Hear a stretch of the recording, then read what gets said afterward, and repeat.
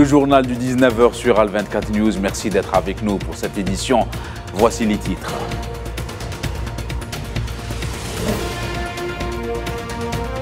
Face à la menace d'intervention militaire au Niger, le Burkina Faso et le Mali se montrent solidaires avec Niamey. Sur le terrain, les autorités françaises envoient un premier avion vers le Niger pour le rapatriement de ses ressortissants.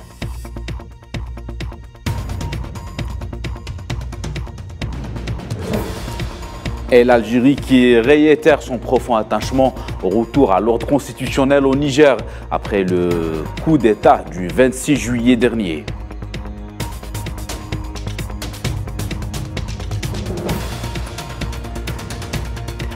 Au Sénégal, 2 morts dans des heurts après l'arrestation de l'opposant Ousmane Sonko.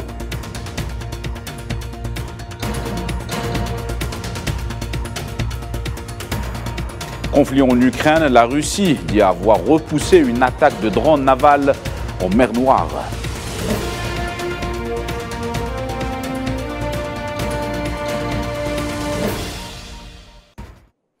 Voilà pour les titres. Bonsoir à toutes et à tous. On entame cette édition par la situation au Niger, au moment où le taux se resserre sur les auteurs du coup de force mené contre l'actuel président Mohamed Bazoum, notamment la CEDEAO. En revanche, le Burkina Faso et le Mali se montrent solidaires avec le Niger face à toute tentative d'intervention militaire étrangère. Le point avec Safouane Ben Sabri. Suite au coup d'État au Niger et à la mise sous surveillance du président nigérien Mohamed Bazoum de la part des forces rebelles, la CEDEAO s'est réunie en urgence à Abuja le 30 juillet. Les dirigeants de l'organisation ont lancé un ultimatum d'1 semaine aux forces rebelles. Passé ce délai, une intervention militaire des pays membres de la CEDEAO n'est pas à exclure. Dans la foulée, le Burkina Faso et le Mali ont répondu conjointement via un communiqué sans équivoque, stipulant que toute intervention militaire sur le sol nigérien équivaudrait à une déclaration de guerre envers les 2 pays. Le gouvernement de transition du Burkina Faso et du Mali avertissent que toute intervention militaire contre le Niger s'assimilerait à une déclaration de guerre contre le Burkina Faso et le Mali.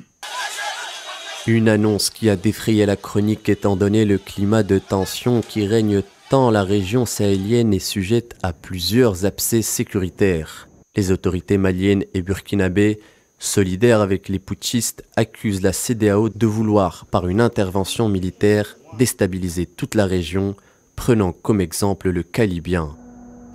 Les chancelleries occidentales ont-elles exprimé de vives préoccupations et procédé à des opérations d'expatriation de leurs ressortissants? La situation au Niger reste sujette à plusieurs facteurs inconnus pour l'heure.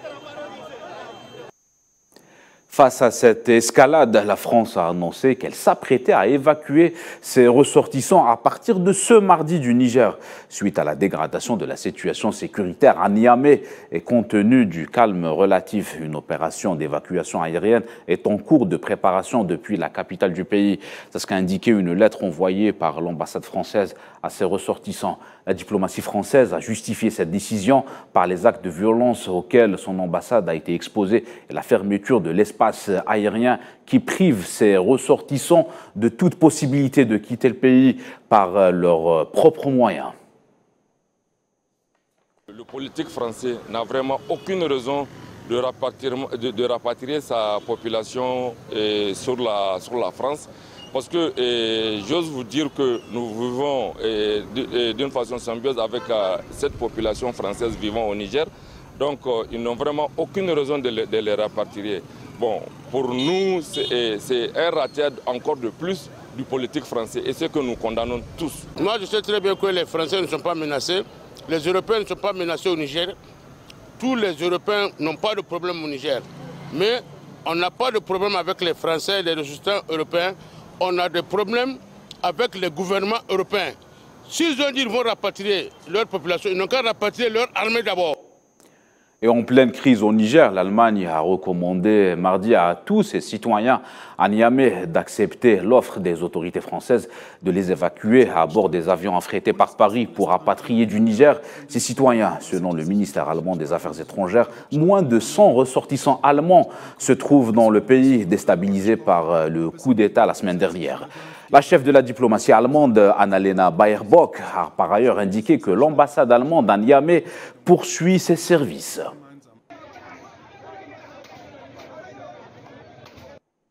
Quant aux réactions diplomatiques, l'Algérie a réitéré ce mardi son profond attachement au retour à l'ordre constitutionnel au Niger et son soutien à Mohamed Bazoum comme président légitime, tout en mettant en garde contre les intentions d'intervention militaire étrangère. C'est ce qu'a indiqué un communiqué du ministère algérien des Affaires étrangères.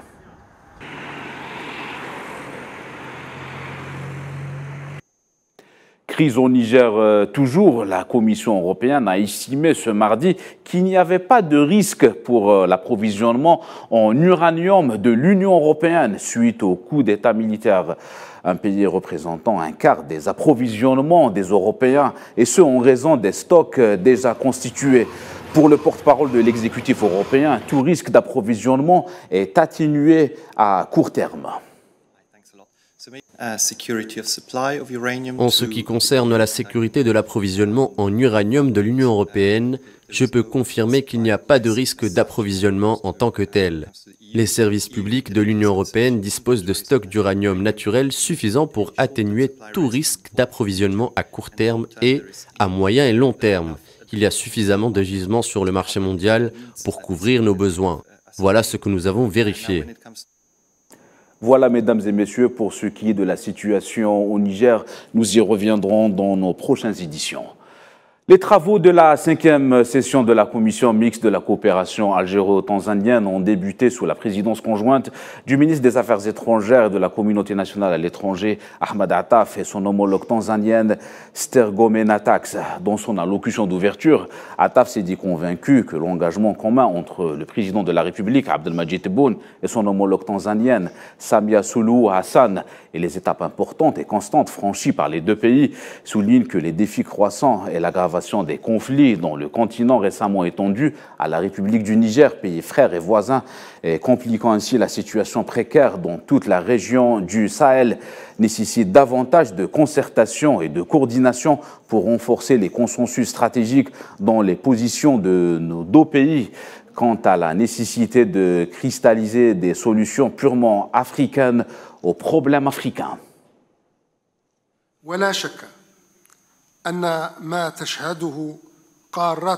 Il ne fait pas de doute que ce que vit notre continent en événements et en défis croissants imposés par l'élargissement du centre de crise qui s'est étendu dernièrement au Niger voisin complique davantage la situation déjà fragile dans la région du Sahel, ce qui exige de nous davantage de consultation et de coordination pour la consécration du consensus stratégique dans la position de nos deux pays pour amener des solutions africaines aux problèmes africains.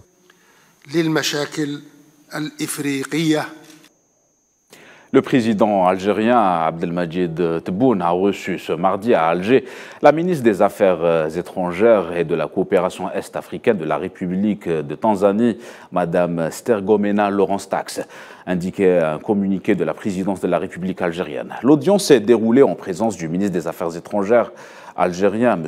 Ahmed Attaf, et du directeur du cabinet de la présidence de la République, Mohamed Nadir Larbaoui. Actualité continentale toujours, des rafales de coups de feu ont été entendues dans le centre de la capitale burkinabé, Ouagadougou, près d'une base de l'armée de l'air. Les coups de feu ont commencé à être entendus vers minuit 45 au cœur de la capitale burkinabé avant de cesser environ 40 minutes plus tard. Ces tirs nourris sont intervenus 10 mois après un coup d'État, le deuxième en moins d'un an enregistré dans ce pays en proie à la violence terroriste. Et au Sénégal, la situation sécuritaire est préoccupante. Le pays connaît depuis lundi des manifestations et des heurts violents. Et pour cause, le maire de la ville de Ziguinchor, Ousmane Sonko, principal opposant du président sénégalais Macky Sall, a été inculpé et écroué lundi pour divers crimes dont l'appel à l'insurrection. Son parti, le PASTEF, a également été dissous. Les détails avec Souila Kilal. D'un côté, des manifestants en colère, de l'autre, les forces de l'ordre qui essaient de maintenir le calme et canaliser la foule. À Ziguinchor, ville du sud du pays, 2 personnes ont été tuées lundi dans de violents heurts. Le Sénégal s'embrase pour la 2e fois depuis juin dernier, suite à l'inculpation et le placement en détention de l'opposant Ousmane Sonko. Les autorités sénégalaises ont coupé lundi temporairement l'accès à Internet des téléphones en mettant en avant la diffusion de messages haineux et subversifs sur les réseaux sociaux après les appels à manifester contre l'arrestation de l'opposant. Connu pour être le principal opposant du président Macky Sall, Ousmane Sonko a été écroué lundi pour plusieurs chefs d'inculpation. Ses avocats ont dénoncé, je cite, « un dessein qui a été formé, réfléchi, planifié et exécuté ». Moins de 2 heures après l'incarcération d'Ousmane Sonko, le ministère de l'Intérieur avait annoncé dans un communiqué la dissolution de son parti, le PASTEF, justifiant sa décision par ses appels fréquents à des mouvements insurrectionnels qui, toujours selon le ministère de l'Intérieur, ont fait de nombreux morts en mars 2021 et juin 2023 et entraîné des actes de saccage et de pillage de biens publics et privés. La réaction du parti de l'opposant ne s'est pas fait attendre. Dans un communiqué, il dénonce, je cite, un emprisonnement sous des motifs fallacieux et dit attendre une notification de la dissolution antidémocratique pour l'attaquer par des voies légales. Il affirme également que la stabilité du Sénégal est désormais compromise car le peuple n'acceptera jamais cette ultime forfaiture du pouvoir contre le favori de la présidentielle. L'homme de 49 ans investi candidat à la présidentielle de février 2024 par son parti voit ainsi s'ouvrir une 3e procédure judiciaire à son encontre, ce qui risque de compromettre davantage sa participation à cette prochaine échéance électorale. Ousmane Sonko crie au complot du président Macky Sall pour l'écarter de la présidentielle 2024. Le chef de l'État sénégalais, élu en 2012 pour 7 ans, puis réélu en 2019 pour 5 ans, s'en est défendu. Il a annoncé le 3 juillet qu'il ne se présenterait pas à ce scrutin. Pour rappel, Ousmane Sonko avait été condamné le 1er juin à 2 ans de prison ferme. Sa condamnation avait engendré les troubles les plus graves depuis des années au Sénégal, qui ont fait 16 morts selon les autorités, une 30aine selon l'opposition. Direction la Sierra Leone, la police a affirmé ce mardi avoir arrêté plusieurs personnes, dont des officiers de l'armée qui planifiaient de violentes attaques un an après les émeutes meurtrières du mois d'août 2022 qui ont fait plus de 30 morts. Selon les autorités policières, les suspects prévoyaient d'utiliser les manifestations pacifiques prévues pour la semaine prochaine comme prétexte pour déclencher des attaques violentes contre les institutions de l'État et les citoyens.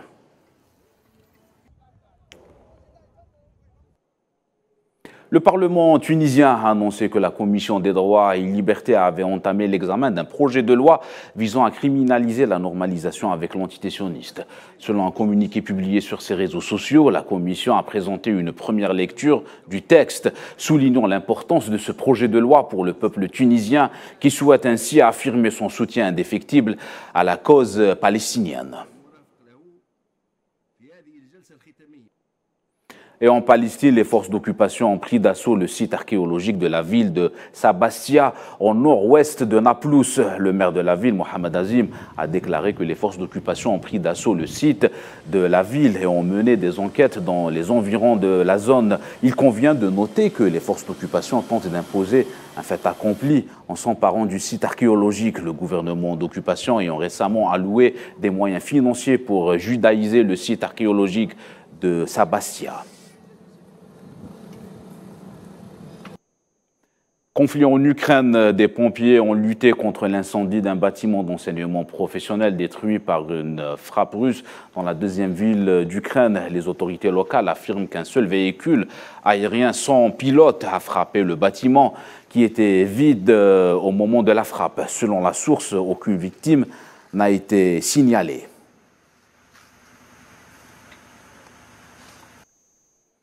Conflit en Ukraine toujours, la Russie qui affirme avoir déjoué une attaque de 3 drones navals ukrainiens contre ses patrouilles en mer Noire dans la nuit. Une attaque de drones contre Moscou et sa région a également été déjouée tôt ce mardi, précisant que les patrouilles ont été attaquées à 340 km au sud-ouest de Sébastopol, port d'attache de la flotte russe en mer Noire. Dans la nuit, le régime de Kiev a mené une tentative d'attaque terroriste en utilisant 3 drones navals sur des navires de transport civil russes en route vers le détroit du Bosphore dans le sud-ouest de la mer Noire. Les navires de la marine russe qui accompagnaient le transport maritime ont détecté et détruit tous les bateaux en temps opportun. Le Premier ministre suédois Ulf Kristersson a annoncé ce mardi, le 1er août, le renforcement des contrôles aux frontières inférieures de la Suède, après que plusieurs autodafés de profanation du Coran ont suscité l'ire des États musulmans et des représailles diplomatiques. Les personnes avec un lien très faible à la Suède ne devraient pas pouvoir se rendre en Suède pour commettre des délits ou agir contre les intérêts de ce pays en matière de sécurité, a déclaré le chef du gouvernement suédois lors d'une conférence de presse, soulignant qu'une décision officielle à ce sujet serait prise dans les prochaines heures. Et en Chine, la province du Hebei et la capitale Pékin connaît actuellement des pluies torrentielles qui ont notamment entraîné des inondations. La capitale a été placée en alerte rouge concernant les précipitations. Selon le dernier bilan, 11 personnes sont mortes et 27 autres sont portées disparues. Parmi les morts figure notamment un pompier qui participait aux opérations de sauvetage. La capitale a vu tomber l'équivalent des précipitations moyennes de tout le mois de juillet. Le président chinois Xi Jinping a appelé mardi à tout faire pour secourir les personnes disparues ou prises au piège.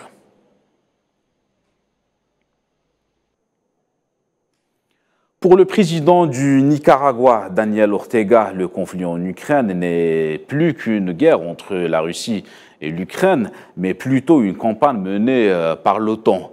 Je vous propose d'écouter le président du Nicaragua, Daniel Ortega. Ce n'est plus une guerre entre la Russie et l'Ukraine, c'est une guerre des impérialistes de la Terre dirigée par l'OTAN, par les États-Unis, qui tentent de détruire la Russie dans le but de s'imposer en maître de la planète. On reste dans la région à Haïti où les États-Unis se sont engagés à dégager des ressources en soutien à une force de police multinationale dirigée par le Kenya en Haïti. Ils vont déposer une résolution destinée à autoriser cette force devant le Conseil de sécurité de l'ONU, selon le département d'État. Le Kenya a annoncé samedi qu'il était prêt à prendre la tête d'une force multinationale à Haïti et déployer 1000 policiers pour aider à former la police haïtienne à rétablir la normalité dans le pays et protéger les installations stratégiques. Le quotidien des Haïtiens. Nous sommes au courant des informations selon lesquelles 2 citoyens américains ont été enlevés en Haïti. Bien entendu, la sécurité des citoyens américains à l'étranger est notre priorité absolue. Nous sommes en contact régulier avec les autorités haïtiennes et nous continuerons à travailler avec elles et avec nos partenaires du gouvernement américain et nos agences. Mais comme il s'agit d'une enquête policière en cours, je ne peux pas donner plus de détails. Et on termine avec le sport. Il est revenu en Tunisie avec de l'or à la main. Le nageur tunisien Ahmed Hafnaoui a été reçu en grande pompe à l'aéroport Tunis-Carthage ce mardi.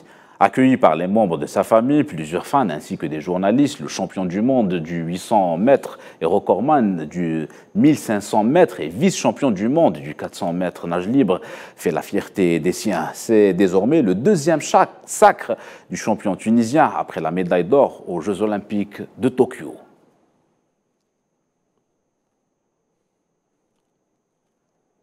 C'est la fin de ce journal. Merci à vous de nous avoir suivis.